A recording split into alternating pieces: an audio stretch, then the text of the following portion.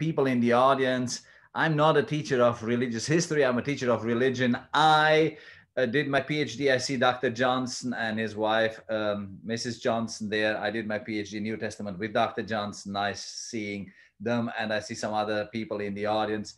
So I just happened, Rhiannon, to teach Adventist history. So that's why I was advised or asked if I would try to do this talk today with you on Adventist history. So I do not know, Rhiannon, do you want to ask me questions? Do I go ahead and start with the beginning, with the history? How do you want to do that?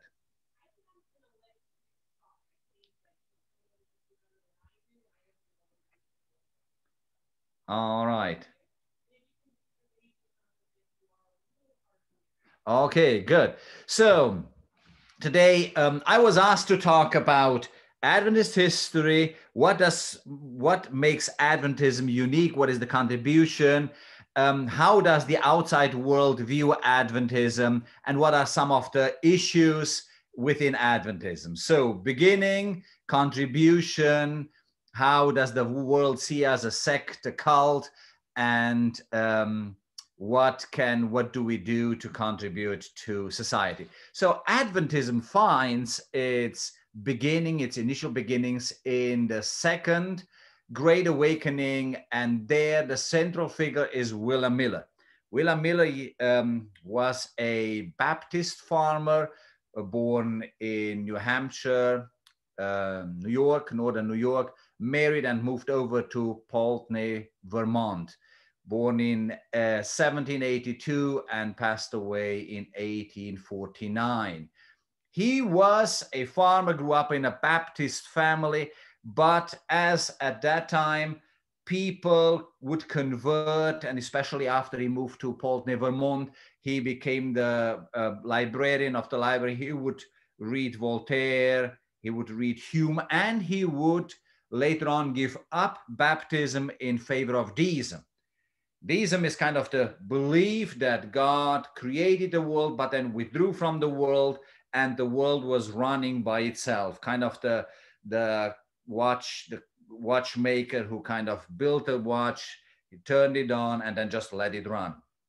However, during the War of 1812, William Miller got somewhat shaken in his belief of deism, because he was in the War of 1812 as a captain of the militia, and he realized that he was in a fight, they were in a fight, the American troops with the British troops, and the British troops outnumbered them. Not only did they outnumber them, they outperformed them, because they had to fight against British soldiers who outnumbered them by 3-1. Yet the American soldiers won the war, and he came home questioning deism, because he said it cannot be that they outnumbered us, they outperformed us. There were soldiers who fought in the British army against Napoleon, yet we won the war when we were kind of just a militia. We were mostly farmers who would fight in this war. So he questioned that. He came back home. His mother by this time was aged, so he went back to northern New York, took care of his mom, and then his mom would pray for him, because once again he was raised in a Baptist family. Uncle and whatnot were Baptists. So he attended a Baptist church, but he realized that the deacons on Sunday would not do the best job. So he was kind of unpleased with the performance of church services. So, and his mother asked him why would he not come when she would not go to church. So he told her that, oh yeah, the deacons would not even be able to read properly. So the mother immediately interfered and asked the deacons if they would not hand over the sermons to him. He started reading them, and as he was reading, one time he broke down in tears, because he realized, he read a sermon in which the sermon was speaking about how to train your children in the faith of Christianity. Yet he was a half-baked Christian. So by that time, he realized, he broke down in tears. He realized that he was not doing what he actually read in the sermon. And that kind of introduced his conversion back to Christianity. So he comes back in 1816. He starts the Bible for 2 years, between 1816 and 1818. After that, he adds another 5 years, another 4 years till 1832. And he had a systematic approach to reading the scriptures, meaning he would read as far as he would understand. And if he would not understand something, he would go back and with the help of a concordance would try to make sure that he would understand what the Bible says. He came to the conclusion that the world in a few years would come to the end. And he, based on the Bible and especially the prophetic writings, the book of Daniel, he realized that the Daniel 8:14, unto 2,300 evenings and mornings, and then the sanctuary shall be cleansed. He identified the sanctuary with the earth and the cleansing with fire. And he says, okay, if that's the case, then Christ will come sometime. And he didn't put a date there. He said sometime between March 21st, 1843 and March 21st, 1844. So he said somewhere in that time frame, Christ will return. The first disappointment happened and Christ did not return. However, in Exeter, New Hampshire, in August, a certain person by the name of S.S. Snow, Samuel Sheffield Snow, showed up and he electrified and gave this Advent second coming movement of the Millerite movement a new life lease, in the sense of, he said, look, the sanctuary should be cleansed on the Day of Atonement. That is what the Old Testament, Leviticus 16 says, the 10th day of the 7th month. That was called, by the way, the 7th month movement. And if you equate that to our calendar, based on the calendar, the Jewish calendar, that equates to October 22nd, 1844. So about 50 to 100,000 people on that day, October 22nd, 1844, were looking for Christ to come. And guess what? He didn't show up. And that is what we call the Great Disappointment. Now, out of this great disappointment grew three groups. The Albany group, William Miller with his media blitz person, a Christian Connectionist pastor from the Chardon Street Chapel in Boston, Joshua V. Himes, and others joined the Albany group, the biggest group. This group said, look, the event is right, Christ is going to come, but the date is wrong. The second group was spiritualizers. Basically, they said the event was right, the date was right, everything was right. Christ came, but he came spiritually. So they started to spiritualize everything, crawled on all four, and ate with their hands and whatnot. And the smallest group of all these three groups was what would become later the Seventh-day Adventist Church. This was the smallest group. They said the date is right, the event is wrong.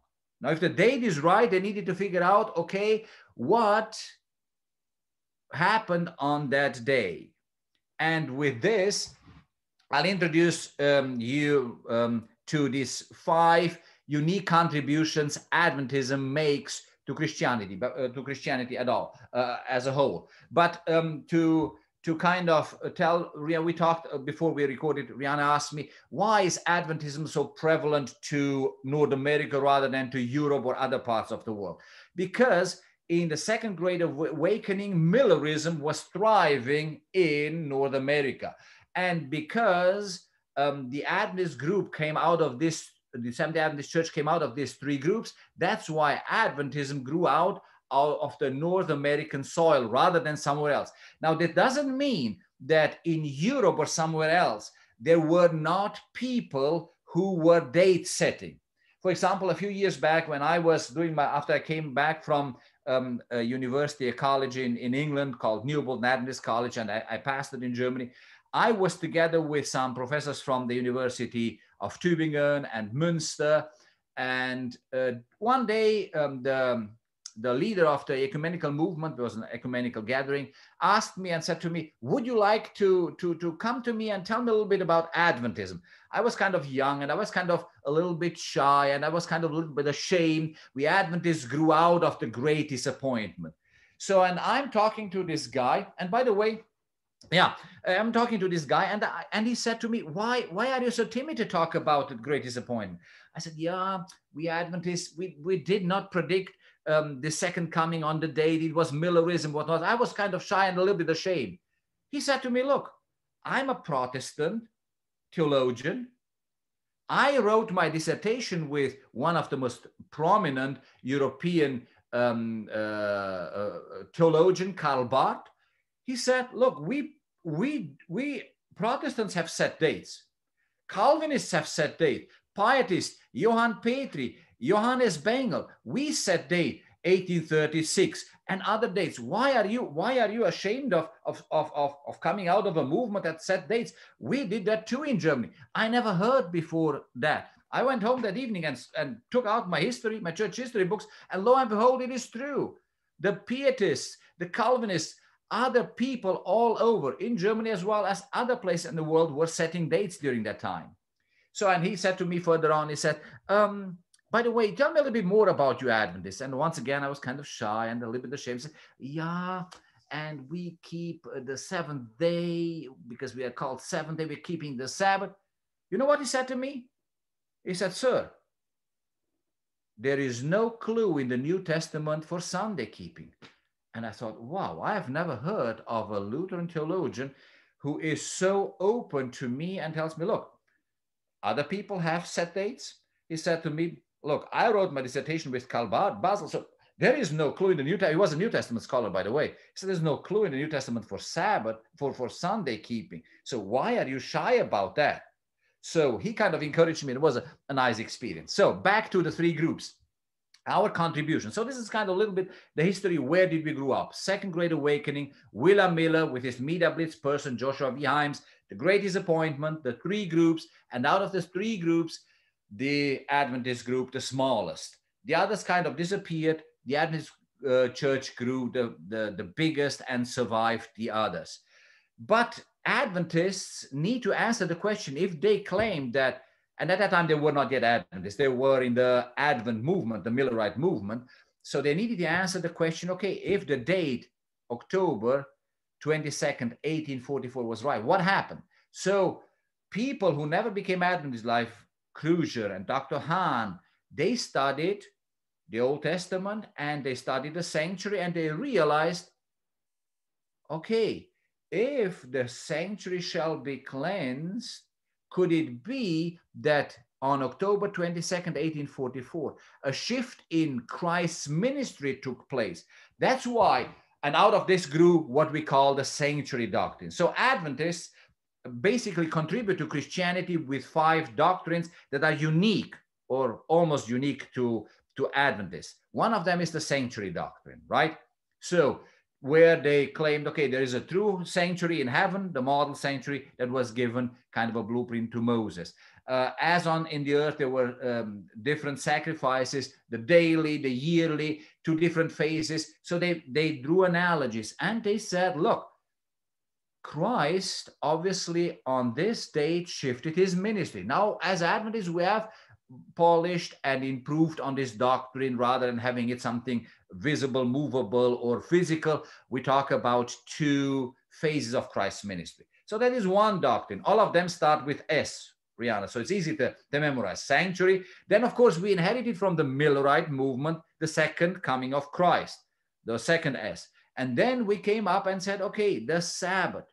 Why do we? So, and once again, it was not Adventists who came up with this. It was Seventh-day Baptists, a certain lady by the name of Rachel Oakes, who told to her pastor Wheeler, said, why don't you keep all the 10 commandments? And the pastor said, I can understand what you're saying. I said, yeah, you keep the commandments, but the 4th commandment, remember the Sabbath day to keep it holy, you are not keeping. So, but this all happened in the wake of 1844. We need to realize something, to remember something, that the Millerite movement of 1844 was a one doctrine movement, meaning the people didn't listen much about the Sabbath. They didn't listen much about the state of the death or other doctrines. It was a one doctrine movement, meaning the second coming of Christ is close by. Everything else does not really matter.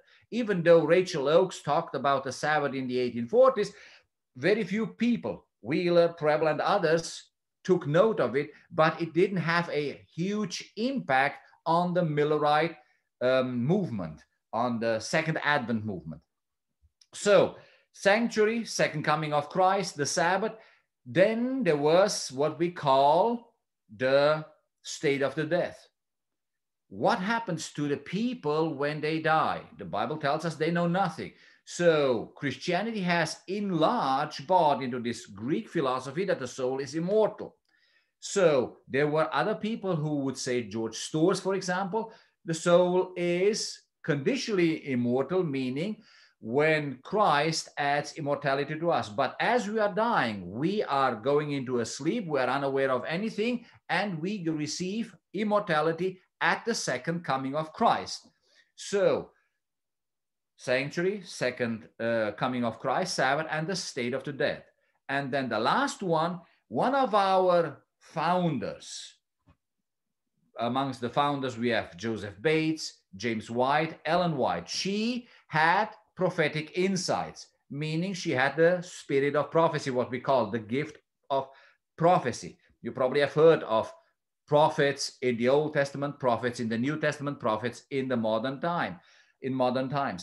If the Bible is right and 1 Corinthians 12 and Ephesians 4 talk about spiritual gifts, gift of teaching. There are people who have a gift of teaching. There are people who have the gift of healing. There are people who have the gift of evangelizing. There are people who are missionaries. If all these gifts are present in the church and not like Dr. Johnson would say, as the cessationists would claim that the gifts of the Spirit ceased with the first century AD, if those gifts are present today in the Christian church, then the gift of prophecy is one amongst them. So obviously, this person, the wife of James White, and White, one of the founders of Adventists, had this gift. She had insights. Obviously, if God wants to communicate to the Christian church and he chooses somebody and is sovereign enough to choose somebody, we can muzzle his mouth. So these are basically the 5 doctrines with which I think Seventh-day Adventists make a contribution to Christianity in large. The second coming, the state of the death, the sanctuary, the Sabbath, as well as the spirit of prophecy. Now, are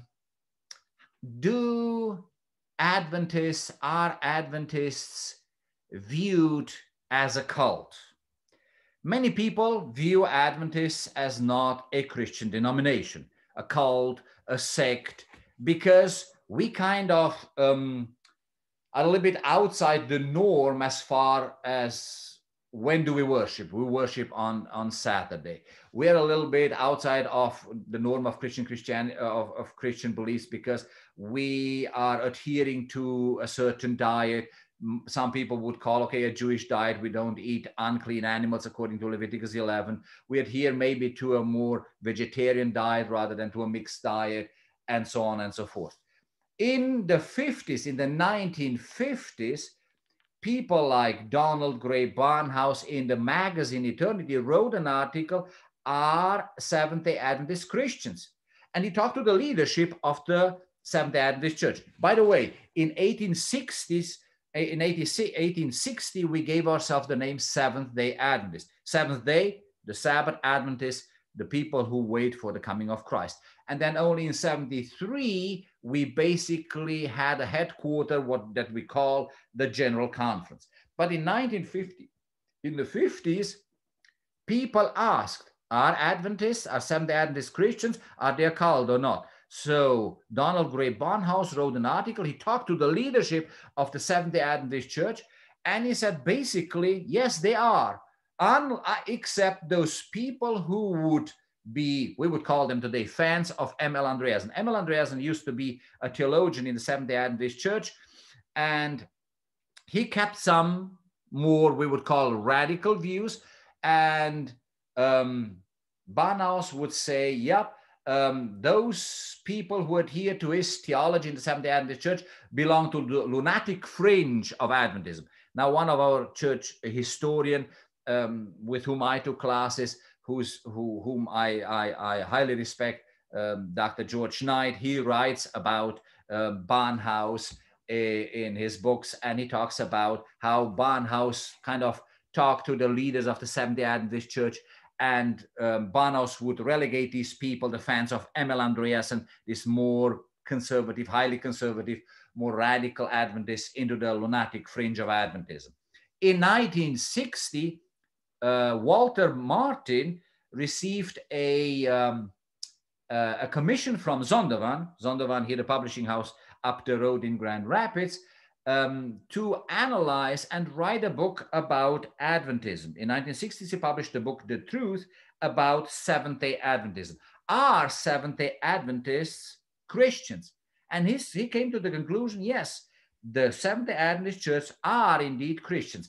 Yeah, he realized that some things are a little bit strange, like atonement was not fulfilled at the cross. Oh, Adventists sometimes think of salvation in terms of grace and work. Christ was born, was not eternal. Christ took on the human nature. So he sensed some stuff with which we Adventists would struggle, and we were not all on the same page. He sensed that immediately. But other than that, he said, Adventists are indeed Christians. Now, not everybody agreed with Barnhouse and Martin. There were people like Norman F. Doty, in his Another Look at Seventh-day Adventists in 1962, held that Martin and Barnhouse were too generous to the Seventh-day Adventists. Similarly, Herbert S. Burt viewed Adventism as a serious corruption of the gospel. So not everybody agreed that Adventists were Christians like Barnhouse and Martin. So I think the best way to check out if a Seventh-day Adventist is indeed a real Christian is to get to know an Adventist, right? That's kind of the best way to see, are these people Christians? Are these fanatics? Are these crazy people? Or are these genuine people who love the Lord and who try to do their best, not that we can fail? So we looked at beginning the history of Adventism. We looked at what makes Adventism unique. We looked at the fact, okay, are Adventists Christians? Are they not Christians? And maybe the last point that I want to make here, and then I open it for discussions, for questions. What is the contribution that Adventists make to society in general? Adventists, after the Great Disappointment, they need to figure out, first of all, what did they believe, the development, their doctrinal development. Then they came into the organizational development in 63, when they had a headquarter, a general conference. In 1860, when they gave themselves a name. In 1861, when they incorporated the publishing press. In 1862, when they would build conferences, meaning regional groups here, like state-wise, Michigan, New York, Iowa, and other regions in America. And because, once again, Rhiannon, Adventism grew out in North America, that's why Adventism was exported from North America outside of North America. For example, our first official missionary, not the unofficial, the official missionary from the United States was John Evans Andrews, the person after whom Andrews University here in Berrien Springs is named. In 1874, he was sent by the headquarters of the Seventh-day Adventist Church to Europe, to Basel. That's where he had his quarters, and that's where he would start trying to reach and to spread Adventism within Europe. Not to say that nobody before him, because Michael Belina-Czechowski, a Roman Catholic ex-Polish priest who converted to Adventism in the United States, went back before that, not sent by the Seventh-day Adventist Church, because the Seventh-day Adventist Church didn't trust him, because he was a recent convert and he was a little bit more on the radical side. They didn't trust him. He went unofficially, but he basically spread Adventism within Europe. So what are the contributions Adventism makes to society in general? We have very early in our institutional development, we realized that health is very important. So we established what the Mayo Clinic is today in Minnesota. That used to be Battle Creek College, where presidents, Ford, and other prominent people would come to be healed in the John Harvey Kellogg Battle Creek Sanatorium. So hospitals, sanatoriums called at that time, would be something that Adventists were very fond of, because they had a health message. Ellen White encouraged healthful living. Exercise, diet, all the stuff that we take today for granted. Adventists kind of, not uniquely, Sylvester Graham, Dr. Jackson and others used to propagate these things, but Adventism incorporate them strongly and have always advocated a healthful living. Not only that, we started an educational system. Right now, for example, we have about, I think, 8,500 educational institutions all over the world. We have about 90 hospitals in the United States and 500 hospitals we are operating as Seventh-day Adventists worldwide. Not only that, we Adventists very early on, because internet was not invented, a social media platform was not yet there, we spread Adventism through the printing presses, publishing houses came into existence. Today, that number is not any longer as great as it used to be. We operate about 25 publishing houses today. So Adventism have made a contribution in operating hospitals, schools, publishing houses, and of course, through benevolence, mission work, and helping other people. So that is as far as the contribution that we have brought to society. So I think I should kind of wrap it up here and open it up for questions.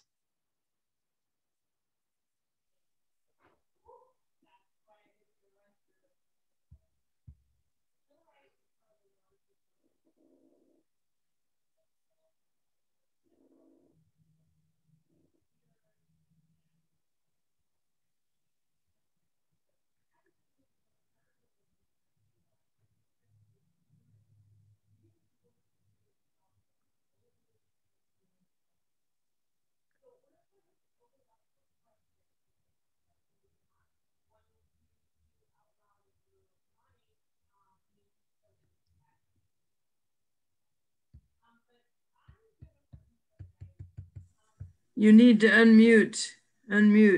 Yes, Rihanna, I don't think we hear you. Mrs. Johnson also said, I hear you a little bit through the door here, but I think you need to unmute your mic so that we can hear you. Mm-hmm. It still does not work, I think. Can you hear her?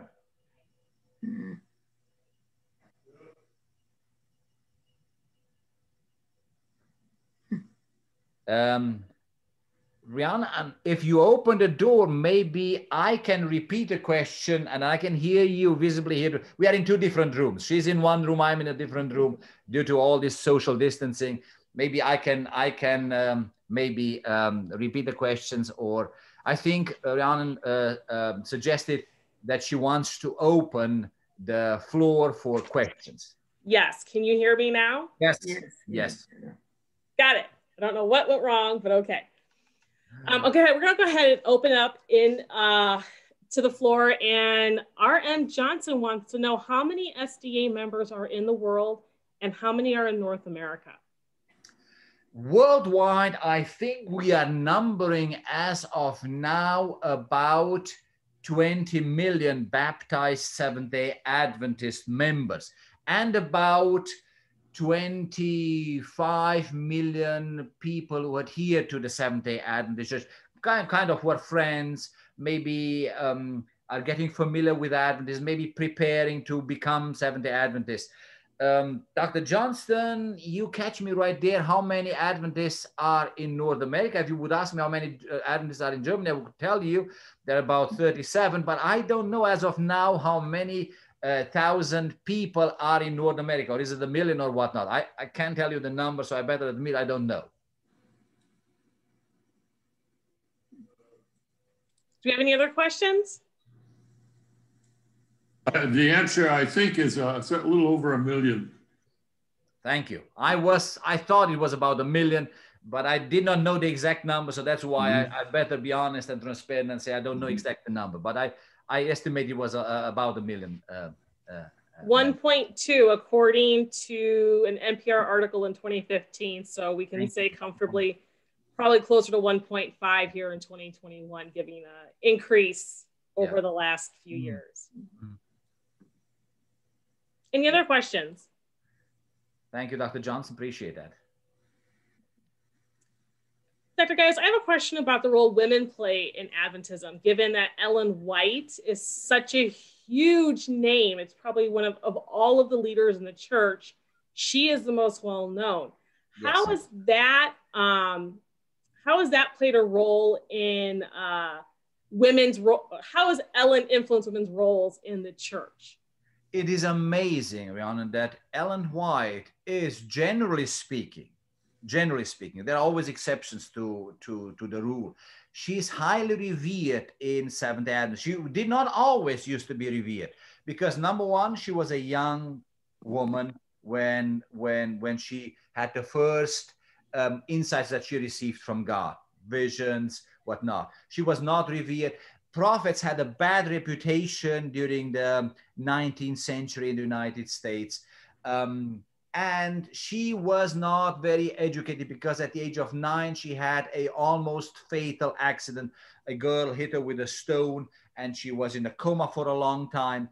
Her father, after coming back, because he was a hat maker, when he came back, he almost did not recognize that that was his daughter. So because of a young person, because of a bad reputation of prophets in the 19th century, and because she was uneducated, people did not revere her very much. Her esteem grew as time went by because people more and more realized, okay, she's a genuine Christian. The visions she claims she has from God seem to be genuine. And you would think, Rhiannon, that due to the fact that Adventism was highly influenced, she's probably the most, as you correctly mentioned, the most influential leader in Adventism, especially when it comes to institutional development, not so much to the doctrinal development, but to the institutional developments, hospitals, schools, and all the rest we talked about, that ladies would have a much more prominent role. Unfortunately, and Dr. Johnson and Mrs. Johnson have put a lot of effort in, and this is one of the issues that we as Adventists have faced, especially in the 1990s to 2000, the issue of women's ordination. What does that mean? Can we ordain women pastors to ministry? Though we have a prophet amongst the Seventh-day Adventists, though we have a prominent woman in the Seventh-day Adventist Church, you would think that women in ministry would be much more easily accepted. That has unfortunately not been the case, at least with some quarters of Adventism. I think today that barrier has, due to pioneer works of Dr. Johnson, Mrs. Johnson, and others, has been overcome to a certain degree. Today, probably more than 10 or 20 years ago, but we have faced one of these issues. One of the problems within Seventh-day Adventism was, can we ordain women into pastoral ministry? Unfortunately, that has been, as in the overall church, been voted down once. I believe that that will be overcome as time goes by. But this is kind of, and let me be self-critical, maybe this is one of the stains we Adventists have, that we have a prophet, we have a strong female leader within Adventism, yet we are a little bit more critical with the fact that we don't easily accept ladies in pastoral ministry. Could I add a footnote to that? There's a geographical difference. What we might call the developed world or the Western world, the United States, Western Europe, Australia, and Canada tend to want women's ordination, but there are countries which for cultural reasons don't want it, and that is where our church is growing the most. So what they have done in the developed world, develop a workaround.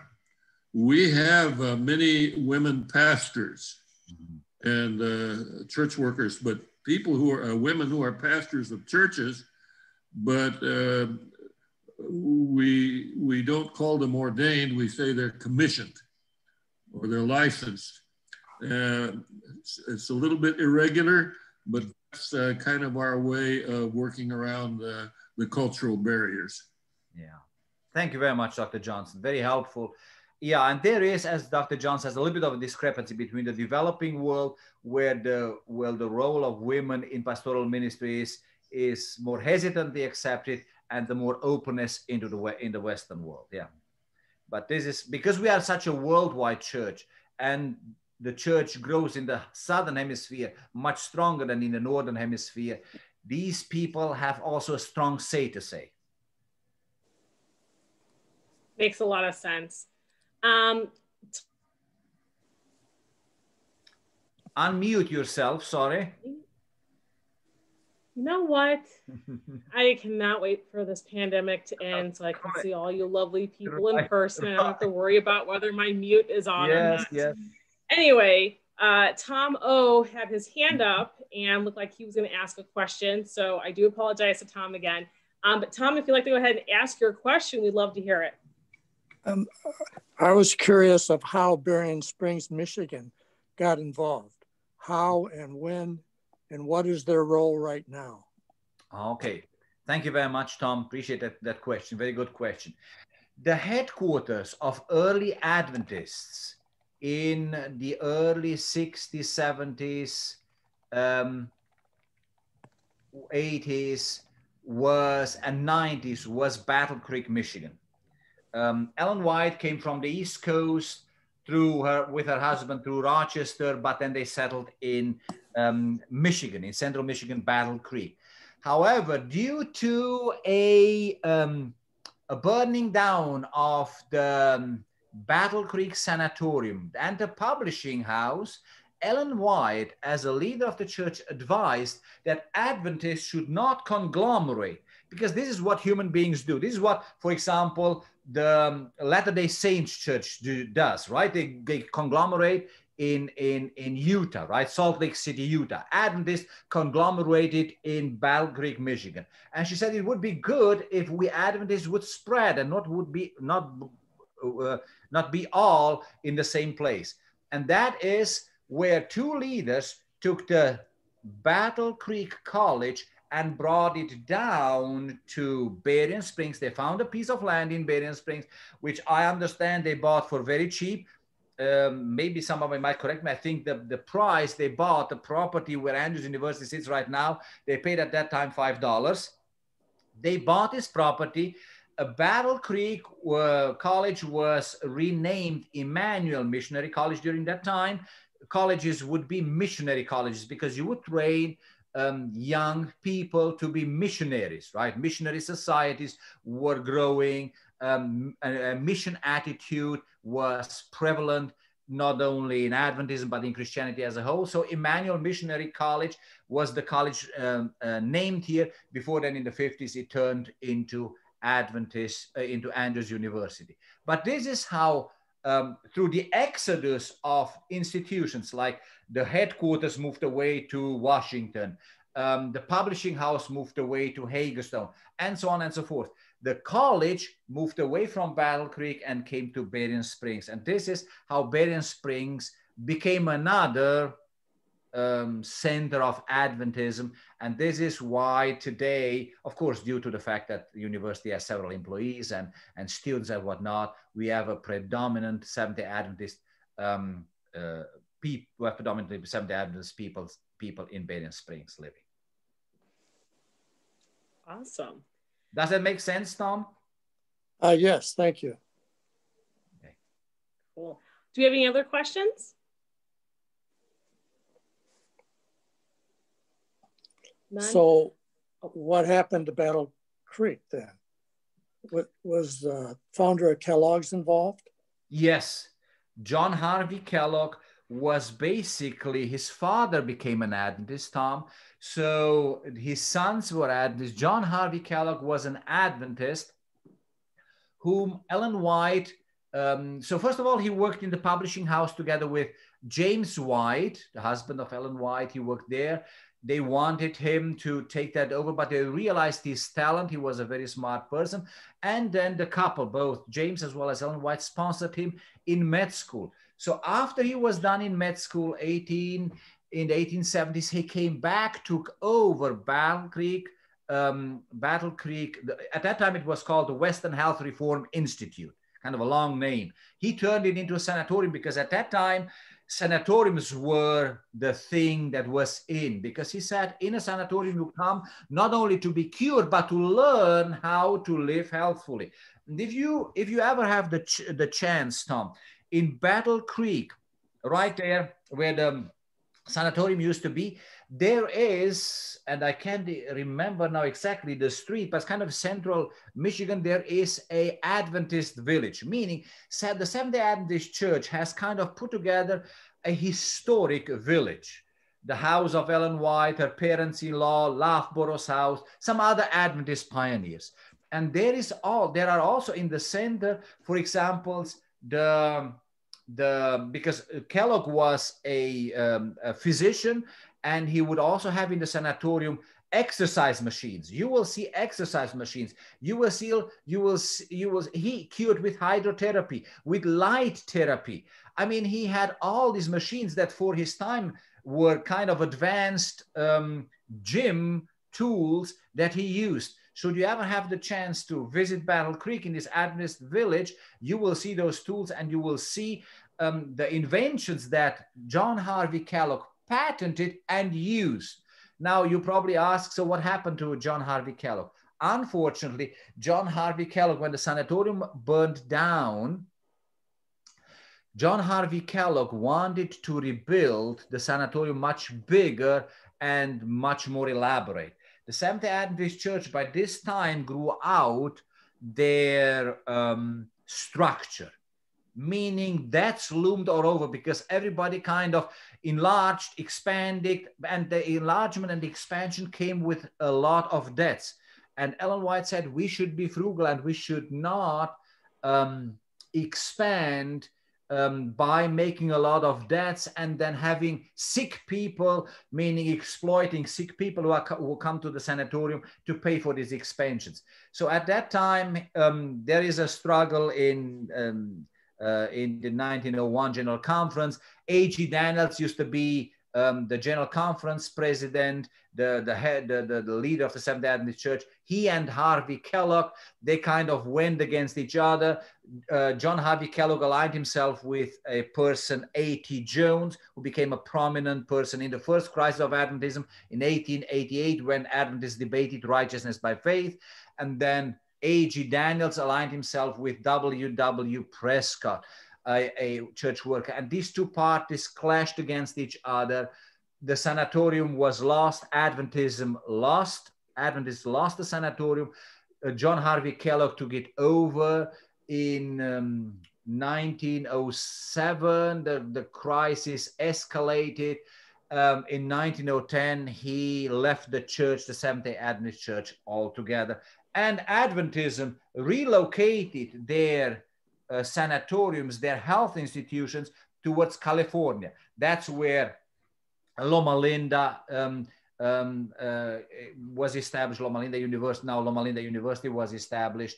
That's where Glendale Sanatorium and other sanatoriums in California, in Los Angeles and other places were established. And so the health institutions moved away with the losing of the sanatorium, with John Harvey Kellogg from Battle Creek shifting more towards California, Southern California. Cool. The Adventist Heritage Ministries oversees 4 historic properties throughout the U.S., one of them being the Battle Creek location. Yes. And from what it sounds like on the website, they are available for tours and visitation even during COVID-19. Obviously, with all the rest of us, please call ahead to make sure everything is okay. But if you want to go, I was going to go here actually a few weeks ago, and I was on a little mini road trip, and unfortunately they were closed that day, so we didn't get to go. But it is available, and the information can be found at AdventistHeritage.org. I'll throw that address into the chat, so those who want to go check out the website, they can do so and learn more information. Yeah, it is wise, as Rhiannon just mentioned, it is wise to call maybe ahead of time to check the schedule, because they are working some days. I think on Saturdays. They have even tours for free. You can go there. And then, of course, from this Adventist historic village, they might take you even to the cemetery where Kellogg and other people, the Ellen White family, James and the children are buried. And of course, it can be expanded. Yeah, another one would be in south of Rochester, the Hiram Edson farm. That is another location, a historic location that can be visited. Yes. Thank you. Awesome. You're welcome. Dr. Gallos, is there any, for those who are not Adventists or just interested in the general history of the religion and its growth and its influence on health and healthy living here in the U.S., what books do you recommend for people to look into? If somebody's interested in the history of Adventism, to say, okay, where do these people come from?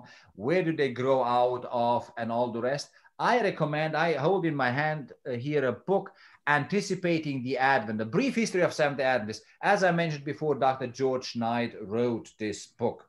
Now, if people are, for example, interested and are saying, hey, I would love to learn more about Adventism today, we have the headquarters have a website, www.adventistgc.org, something like that.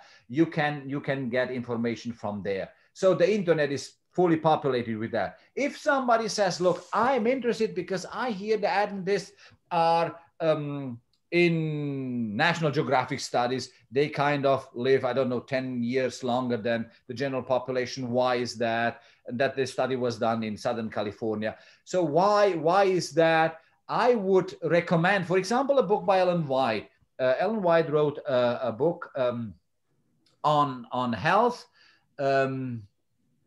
Ministry of Healing. Ellen White, Ministry of Healing.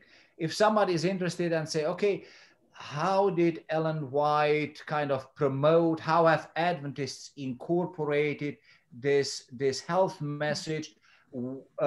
In the Anticipating the Advent, in the history, you will see that Adventism was not unique in the health message. As I mentioned before, Sylvester Graham, Dr. Jackson, with his house on the hill in New York, other people were involved in the 19th century and promoted healthful living. Adventists were not the only people who did that, but Adventism took that, incorporated that, because due to the fact that Ellen White had some insights of in June 5th, for example, 1863, she had her first health vision. 2 years later, she had another one in which she encouraged Adventists to build their own health institution. And also by the fact that her husband had a stroke. He was a workaholic. He was very energetic and had all kinds of things.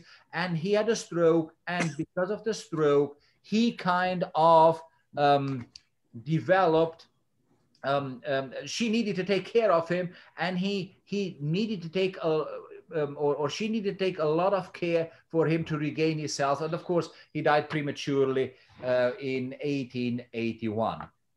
So this is kind of where I would start, maybe with two sources: A Brief History of Seventh-day Adventists by George Knight and Ministry of Healing by Ellen White. I see here a question. Rhiannon has just handed me over a note here. Are there any remnants of the other two Millerite groups, the Albany group and the Spiritualizers? As far as I understand, not, especially the Spiritualizers died out pretty quickly, and the Albany group was shrinking in size more and more. The next question is, why did... Well, actually, there is a denomination called the Advent Christian Church, and I think they are descendants of the Albany group, and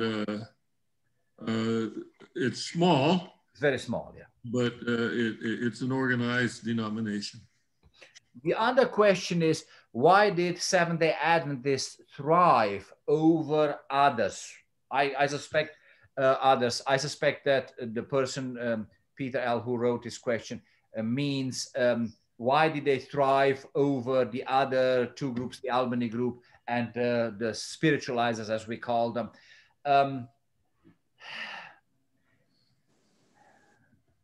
I think, and here plays a little bit of my bias in, I believe that the Seventh-day Adventist Church is a denomination that was, if we believe that God is alive, that God exists, that God intervenes towards in today in our lives, then I think Adventism grew because it was led by God. People were open to the leading of the Spirit, were open to the Word of God, were open to learn, to be educated, to educate others, to seize the moment and realize, okay, health needs are there. Let's incorporate a healthful living. Let's build some sanatoriums, some health institutions. Let's reach out to people. They took the Great Commission of Matthew 28, go ye into all the world and make disciples. They took that seriously. They were sending out missionaries. I think a composite of all of it, God's leading, as well as Adventists following God's leading, led to the fact that the Seventh-day Adventist Church kind of thrived and kind of overgrew the other groups. Dr. Johnson or somebody else, I think I saw Dr. Staples there. Maybe you want to make a comment. Maybe you have some more insight in this than I. Please unmute yourself, Dr. Johnson. I think what you said is about right. There's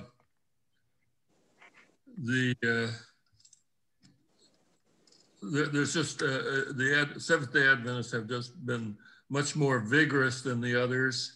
The others, if the Seventh-day Adventist becomes disaffected, as people sometimes do in any denomination, the Advent Christian Church or the Seventh-day Baptists are kind of a place where they go to find a home.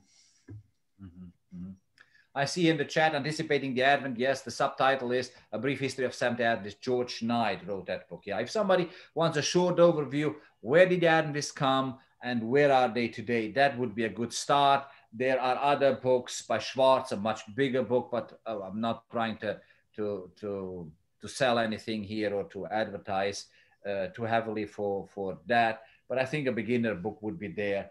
And I think Adventists have taken the health message seriously. As every denomination, we are not always up to the bar in practicing it ourselves, right? So it doesn't mean that Adventists are always the healthiest people. We sometimes encounter heart disease, diabetes, and all the rest because, yeah, we know what human nature is. I think you were referring to Loma Linda in Southern California. That was called by Mr. Büttner, who wrote an article and a book, I think in National Geographic magazine for the article, about blue zones. Yes. There are, what, five locations in the world where people live a long time and are healthy into old age. One is Greek island, one is Okinawa, is Sardinia, Italy, coast of Italy. One is a little region in Costa Rica, and the other is Loma Linda, California, because they are predominantly Seventh-day Adventists. Yeah, and people have studied these regions and have always asked the question, as always, when you meet somebody who is 100 years or above 100 years, and you're saying, okay, what did you do? We want to find the secret of longevity, and we are asking. So people, yeah, National Geographic has reported on that on those blue zones, and I've asked the people, okay, what makes this group of people live longer? And I think today, if I remember back the times in the 80s, or if I go back in my childhood in the 70s, if you said, I am vegetarian, the people would say, you are what? Because it was kind of like an alien person.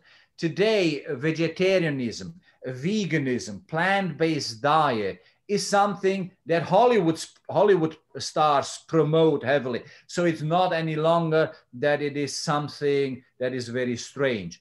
Yet Adventists have promoted this kind of lifestyle, not always follow that, please. And mea culpa here, right? So, but have advocated this for a long time.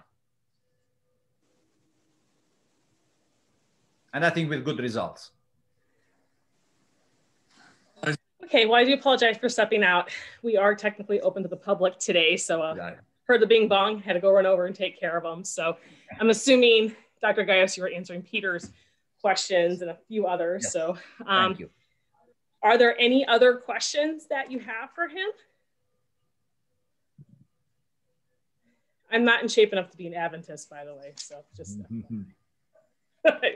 healthy lifestyle is not my, healthy eating is not my lifestyle. Dr. Kellogg would be very disappointed in me. So if there are no other questions, I think maybe that means that we have come to the end of our talk. Wow, we're within the hour. I'm very proud of ourselves. These usually go much longer. So what will happen is this lecture it is being recorded right now, and we will go ahead and put it online. On our YouTube page, you can access it through the front page of our website, berrienhistory.org. Also, you can access other information and Zoom links for future lectures, talks, tours, programs, and more. And then we will make anything available. If you have any questions, you're more than welcome to email us at info@berrienhistory.org. And we're happy to pass along to the appropriate person, Dr. Gallos or whoever else needs to answer those questions. You can. So if there's oh, yes. You can even mail me directly. That's fine. Oh, yes, that's very true. Yeah, gallos@andis.edu. So yeah, that's fine. Yeah, if somebody maybe doesn't feel like comfortable here asking a question in public, you can email me or phone, whatever way, contact me, and I'm more than willing to share whatever I have. But I think in this audience, there are people who know probably much more than I do. Yes, but you're our point of contact right now, so we'll direct it to you, and then you can disseminate it from there. So I want to thank all of you for coming out today. It is not easy to do Zoom. We're all Zoomed out after almost a full year of this. So thank you so much for joining us. We appreciate it. As I said, our next Zoom lecture is our TNC talk on the Prince Hall Masons in February. And that link is available on our website under our reoccurring programs list. So if there are no other questions, no other comments, no other antidotes, or no other concerns, I'm going to go ahead and declare this lecture over. We want to thank you so much for coming, and you guys have a great rest of your Sunday. Thank you. Bye. Bye-bye.